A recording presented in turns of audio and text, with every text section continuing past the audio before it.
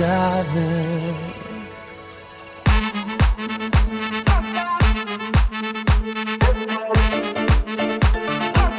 Hello, Ilocania! Isang masaya at exciting na episode na naman ang hatid sa inyo ng paborito ninyong infotainment show sa buong Ilocania. Ito ang Wake Up, Ilocos! Kamusta ka naman, Wade? Ay nako, Jana, hindi mo lang kasi nalalaman. Ang dami nagbago sa time ko ngayon. For sure. Yes, nasabi mo nga sa akin na mas aga-aga kang gumigising ngayon. Di ba? As early as 4:30 in the morning, gising na ako. Bakit? Maaga ka natutulog? Ay, nako. Kahit pag may gig ka, talagang maaga kang nagigising? May hinahatid na ako ngayon eh. Hinahatid ko na kasi Ay. si Victoria sa bago niya trabaho. So, sa St. Paul.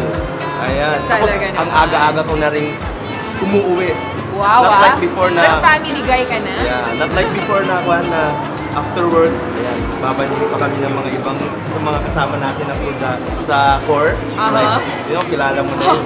So Wayne, nasa nga ba tayo ngayon? Ay nako, andito tayo ngayon sa Narvacan Mall.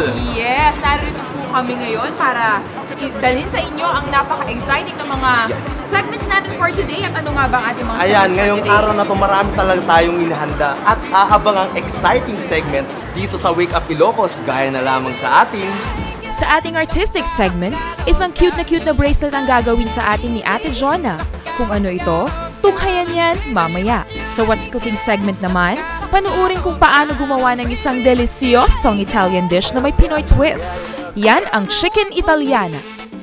Sa ating live act segment naman, makijam sa bandang Bridge Band sa kanilang rendition ng kantang Outside. At sa Health Watch, let's go healthy and fit. At alamin ang tungkol sa naiibang therapeutical thermal massager. Yan ang Nuga Best. Lahat ng yan ay inyong abangan sa pagbabalik ng inyong favorite infotainment show sa buong Ilocania. Ito ang Wake Up Ilocos!